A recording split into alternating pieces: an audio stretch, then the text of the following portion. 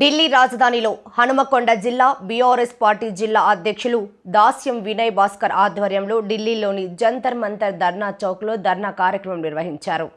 ఈ సందర్భంగా ఆయన మాట్లాడుతూ కాజీపేట సమస్యలపై కేంద్ర ప్రభుత్వం కాజీపేట సమస్యల సవతి తల్లి ప్రేమ చూపిస్తూ కాజీపేటలో కోచు ఫ్యాక్టరీ మంజూరు అనేకసార్లు అన్ని వర్గాల ప్రజలతో ఎన్నో ఉద్యమాలు చేసి సాధించాకున్నా ఈ తరుణంలో ఈ పార్లమెంటు సమావేశాలలోనే విధి విధానాలు ప్రకటించాలని, అలాగే కాజీపేట జంక్షన్ను డివిజన్గా మార్చాలని, రైల్వే స్ట్రీట్ వెండర్స్కు స్టేషన్ ముందు స్థలంలో దుకాణ సముదాయాలు ఏర్పాటు చేయాలి, అలాగే రైల్వే స్టేడియంలో బస్టాండ్ స్థలాన్ని కేటాయించాలి, బోడగుట్ట ప్రజలకు ఫుట్ఓవర్ బ్రిడ్జి నిర్మించాలని, కోచు ఫ్యాక్టరీలో స్థానికులకే 60% ఉద్యోగాలు ఇవ్వాలని కోరారు.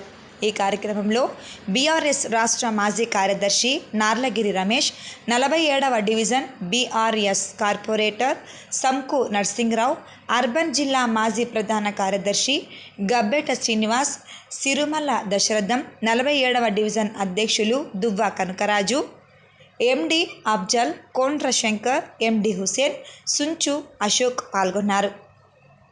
సమయంలో ఆనాటి ఉద్యమ నేత కేసీఆర్ గారు తెలంగాణ విభజన చట్టంలో మరి ఏ ప్రాంతంలో ఏ సమస్య ఉన్నది, ఏ ప్రాంతంలో ఏ వనరులు ఉన్నాయని పూర్తిగా అధ్యయనం చేసినటువంటి గొప్ప వ్యక్తిగా మరి ఆ రోజు విభజన చట్టంలో ఉమ్మడి వరంగల్ జిల్లాలో కాజ్పేట్కు సంబంధించిన కోచ్ ఫ్యాక్టరీ ఏర్పాటు చేయాలి, ములుగులో మరి ట్రైబల్ యూనివర్సిటీ, బయ్యారంలో ఉక్కు ఫ్యాక్టరీ ఏర్పాటు చేయాలని చెప్పి పార్లమెంట్లో చట్టం చేయటం జరిగింది.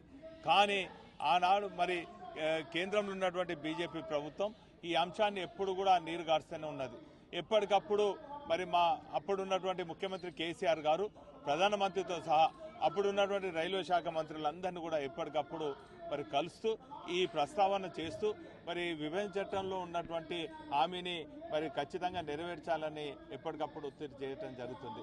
అందులో భాగంగా మరి మోడీ వరంగల్కి వచ్చినటువంటి సందర్భంలో 23లో మరి జూలైలో మరి దీన్ని వ్యాగన్ రిపేరింగ్స్ అంటారని చెప్పడం జరిగింది.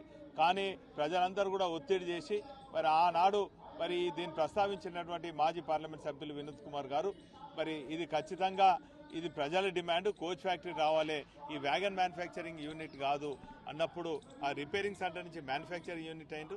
ఆ తదుపరి ఎప్పటికప్పుడు మేము డిమాండ్ చేస్తూనే ఉన్నాం. ప్రజలు కోరుకునేది కోచ్ ఫ్యాక్టరీ అయితే మరి అప్పుడున్నటువంటి కాంగ్రెస్ ప్రభుత్వం 80లో మరి ఇది పంజాబ్లో అల్లర్లను దృష్టి పెట్టుకొని పంజాబ్ అకార్డ్ సందర్భంగా రాజీవ్ గాంధీ లాంగవాల్ అకార్డ్ సందర్భంగా కపూర్తాలకు తరలించడం జరిగింది. ఈ 30-40 ఏళ్ల నుంచి ఈ ప్రాంతం అంతా కూడా వివక్షతకు గురవుతున్నది. మరి అందుకే ప్రత్యేక రాష్ట్రం కావాలని చెప్పి ప్రజలందరూ కూడా డిమాండ్ చేయడం జరిగింది. ఈ సందర్భంగా ఎప్పుడు ఏ మంత్రి రైల్వే శాఖ మంత్రి ఉన్నా కూడా ఒక సందర్భంలో మమతా బెనర్జీ గారు వెస్ట్ బెంగాల్ తీసుకోపోవడం జరిగింది. బీహార్లో మరి నితీష్ కుమార్ గారు ఎవరు రైల్వే శాఖ మంత్రి ఉన్నా కూడా మరి తీసుకోపోవడం జరిగింది. కానీ తెలంగాణ రాష్ట్రం ఏర్పడిన తర్వాత మరి చాలా సందర్భాల్లో మా టీఆర్ఎస్ పార్టీ పార్లమెంట్ సభ్యులు ప్రస్తావించుతున్న సందర్భంలో కొన్ని మహారాష్ట్రకు లాతూర్కు తీసుకుపోవడం జరిగింది. ఈ తీరుగా ఎప్పటికప్పుడు దీన్ని దాటేస్తున్నటువంటి సందర్భంలో మేమందరం కూడా పెద్ద ఎత్తున ఆందోళన చేస్తే మొన్న మరి హోమ్ సెక్రటరీ గారు మరి విభజన చట్టాల్లో ఉన్నటువంటి హామీలన్నిటిని కూడా మరి ప్రస్తావిస్తూ మా తెలంగాణ సెక్రటరీకి ఇది మరి ప్రస్తావించడం జరిగింది. కానీ వాస్తవంగా ఇప్పటి వరకు మరి ప్రకటన జరుగుతుంది కానీ పార్లమెంట్లో దీనికి నిధులు కేటాయించడం లేక ఒక స్పష్టమైన ప్రకటన ఇంతవరకు జరగలే. కాబట్టి ఇప్పటికీ కాంగ్రెస్ బీజేపీల పైన నమ్మకం లేదు. కాబట్టి మరి ప్రజల పక్షాన మేము ఢిల్లీకి వచ్చి పెద్ద ఎత్తున ఆందోళన చేయడం జరుగుతుంది. దీంతో పాటు కాజ్పేట్కు అన్ని సౌకర్యాలు ఉన్నాయి కాబట్టి కాజ్పేట్ జంక్షన్ను డివిజన్ స్థాయిగా చేయాలని కూడా మరి ప్రధానమైన డిమాండ్.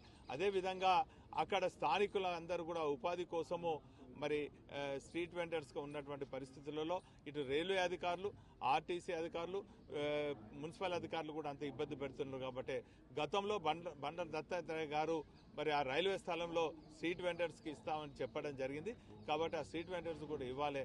అదేవిధంగా బోడగుట్ట నుంచి కాజ్పేట్కు ఫుట్ఓవర్ బ్రిడ్జ్ కావాలని కూడా మేము డిమాండ్ చేస్తున్నాం. కాబట్టి ఈ డిమాండ్లు నెరవేరకు కూడా పెద్ద ఎత్తున మరి చేయాలని కూడా నెరవేర్చాలని చెప్పి రాష్ట్ర కేంద్ర ప్రభుత్వాన్ని డిమాండ్ చేస్తున్నాం. ఇదే కాకుండా అక్కడ అనేక కొన్ని రైల్వే యూనిట్స్ వస్తున్నటువంటి సందర్భంలో రైల్వేలో ఉన్నటువంటి వేకెన్సీలు అన్నీ కూడా ఇతర రాష్ట్ర వాళ్ళకు చెందుతుంది కాబట్టి స్థానికులకు ఉద్యోగ అవకాశాలు వస్తలేవు కాబట్టి స్థానికులకు అంటే 60% ఇప్పుడు రాబోయే కోచ్ ఫ్యాక్టరీలో కానీ మరి ఎగ్జిస్టింగ్ వ్యాగన్ రిపేరింగ్ సెంటర్ కానీ వ్యాగన్ మ్యానుఫ్యాక్చరింగ్ యూనిట్లో మరి స్థానికులకి 60% ఉద్యోగ అవకాశాలు కల్పించాలని మరి ప్రధాన డిమాండ్తోని మరి వరంగల్ నుంచి ఢిల్లీకి రావటం జరిగింది.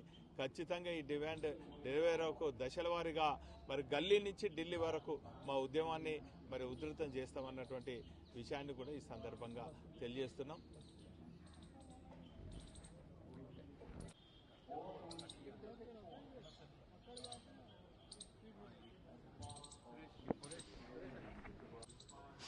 జై తెలంగాణ, కేసీఆర్ గారి నాయకత్వం. కోచ్ ఫ్యాక్టరీ వెంటనే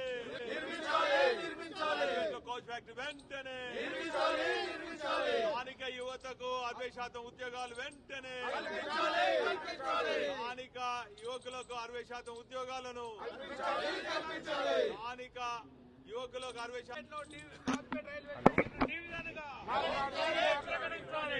రైల్వే స్టేషన్ డివిజన్ గా ఓడగుట్టకు ఫుట్ ఓవర్ బ్రిడ్జ్ ని ఓడగుట్టకు ఫుట్ ఓవర్ బ్రిడ్జ్ ని Kazipet railway Kazipet junction division స్థాయికి కేసీఆర్ గారి నాయకత్వం, కేసీఆర్ గారి నాయకత్వం, కేసీఆర్ గారి నాయకత్వం. స్థానికులకు 60% ఉద్యోగాలను